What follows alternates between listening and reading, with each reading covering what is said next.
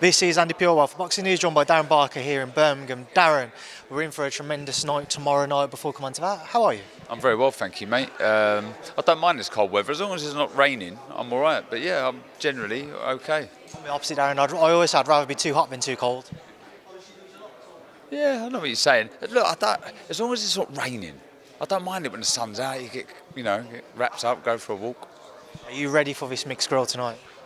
I am. Yeah, I am. I've heard. Look, it better be good because you don't shut up about it. You've raved this. Very, very high. Well, you've rated it very highly. So yeah, I'm expecting big things, mate.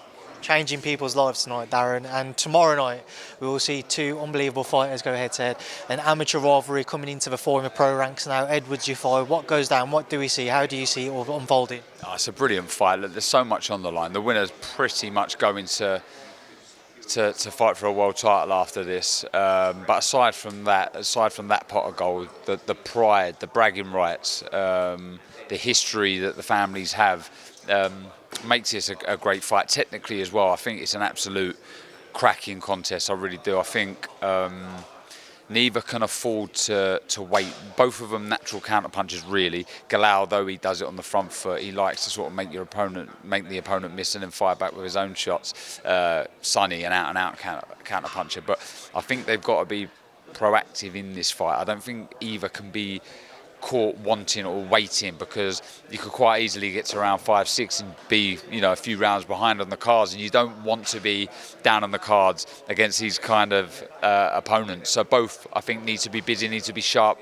I think if you're Galal, you look at the Bam Rodriguez fight. I think I've got to try my best to mirror that. Aggressive, sharp with a jab, fire back when he avoids the shots coming his way from Sonny. And I think Sonny, look, though I feel he needs to be busier, I don't think he needs to be holding his feet and getting involved into a war. I think he's got to fight his fight. He's got to be elusive. He's got to be busy. Let the shots flow. He doesn't need to be loading up. I don't feel he has enough power there to hurt Galal. So I think just let the shots go, in flurries, miss, come back with your own shots. So when I look at it, I think it's such an intriguing battle. I'll be honest with you, I was leaning towards Sonny because of that championship experience. But I have sort of swung one way then the other, and I think looking at them on the scales today, I thought Galal looked the better. He looked solid, looked strong. I don't know if there's anything to look into there, but I can't wait. I cannot wait, mate. How much of a difference do you think Sonny not having Grant Smith working with him for this fight will make? Obviously spent 10 years with him, had a great relationship. Grant knows him inside and out. Not having him here tomorrow night, how much of an impact do you think that would have? Yeah, but I don't know what's happened, but he obviously wasn't comfortable for whatever reason, Sonny, and he's chosen to move on. So maybe it would have been more detrimental if he would have stuck around. You don't know. Sometimes you need a change to keep things fresh. Late in your career, and that's obviously the decision he's made. You've got to be comfortable with your team, and you've got to be happy in the toughest sport in the world. You've got to be in a happy, comfortable environment, and if he feels the time was right to change, then so be it. He may get another string to his bow, move into another trainer. That's what some fighters do, but for me it was all about stability. Like you just said, there's stability in being with the same trainer, which I did do for my career. But look, I'm sure he's made the right decision for himself. Just some other rumoured fights. I want to get your thoughts on Virgil Ortiz and Ennis. If that one is confirmed for Feb 22nd, what do you make of it? Up at 154. By the way, that card that I've seen floating around is ridiculous, absolutely ridiculous. And yeah, I'm all. Do you think that beats the LA card? I'm not sure. Sorry. Does it beat? Does it beat? Yeah, I think so. Yeah, I do. I do think it's better. It's an incredible fight. Ennis, Ortiz, I'm all for it. I need to sit down and study it a little bit more. But off the top of my head, that is just a tremendous battle between two brilliant fighters. Another fight on that card, as mentioned, is Dubois versus Joseph Parker. A very intriguing matchup. Joseph, as much as anyone, deserves a crack at the World Heavyweight title because of his recent form. What do you make of that? Yeah, I love that fight, and I'm so glad if it does happen that Parker's getting the opportunity to fight for the world title again. He deserves it. I mean, you'd say Dubois, Parker, maybe Ajit Caballero have the best form aside from Usyk, have the best form in the heavyweight division. So he deserves the shot. He does. I know he was a little impatient when I see him last time. Not rightly so. He wanted to get in there, wants to get stuck in, and he deserves his shot. He really, really does. I've got so much time for Joseph Parker. One of the nicest men you could wish to meet, and what a fighter.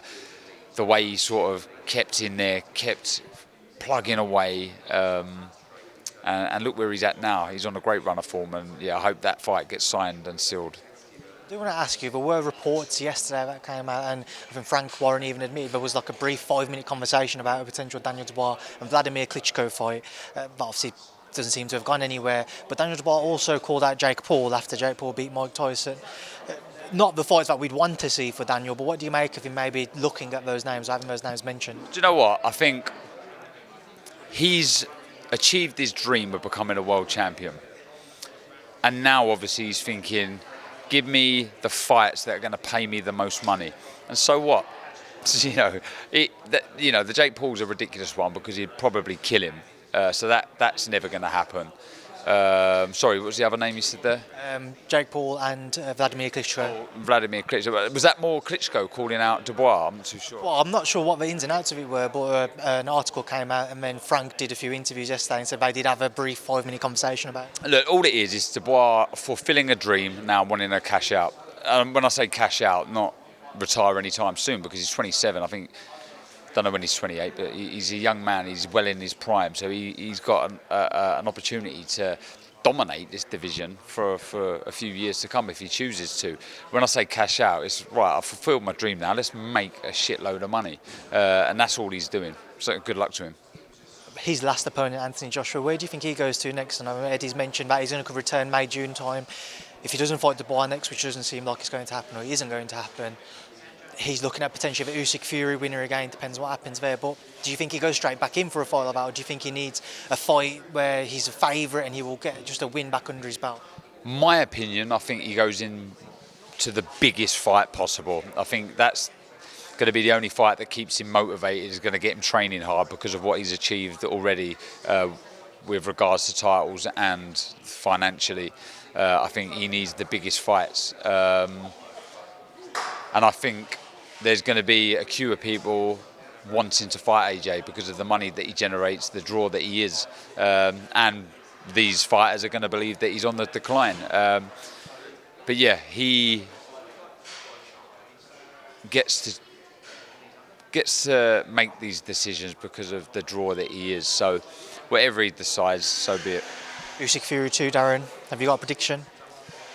I watched it again the other day, and I don't know. Look, what I will say is I was quite heavily in favour of Usyk when the first fight finished, and I had a few days to sort of let the dust settle. I thought Usyk will win that fight, and I've watched it back since, and I'll pick out one round, round 6. Fury looked very dangerous, and there was a point where I thought Usyk might be wilting. He might be looking like a really beaten man.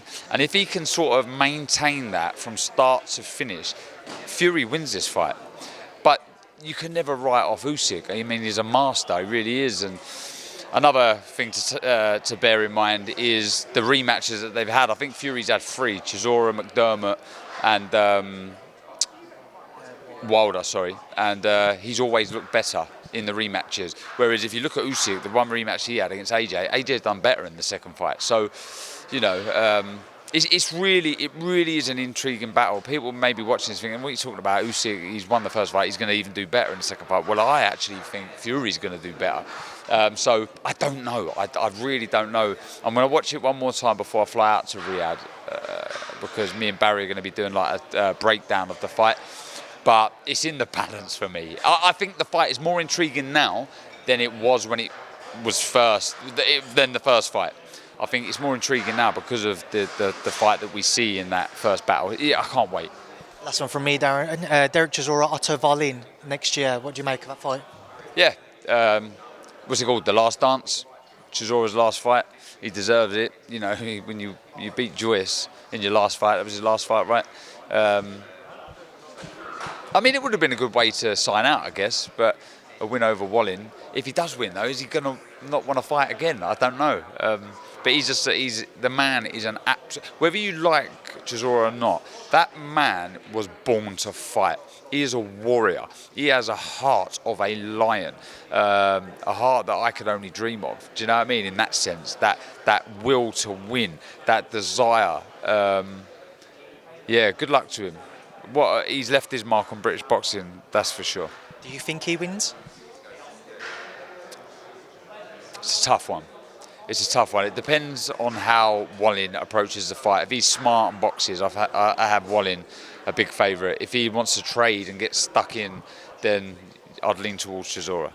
Darren, I appreciate your time. Enjoy the rest of your day. Thanks. Let's eat later, mate.